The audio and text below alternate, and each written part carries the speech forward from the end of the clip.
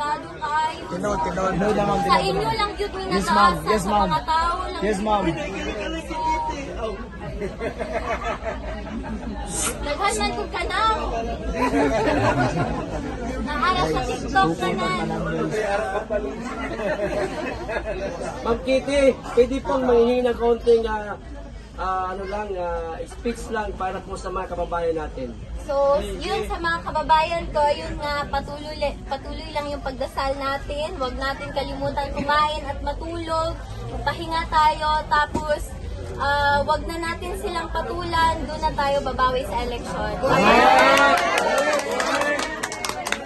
Tapos, alagaan yung mga katawan. Ha?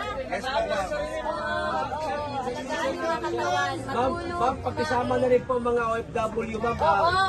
Nakita ko sa sa internet ang daming mga protest, mga prayer rally ng mga OFW. So maraming salamat sa inyo lahat. Yes, So malaking bagay to para sa akin at sa pamilya ko.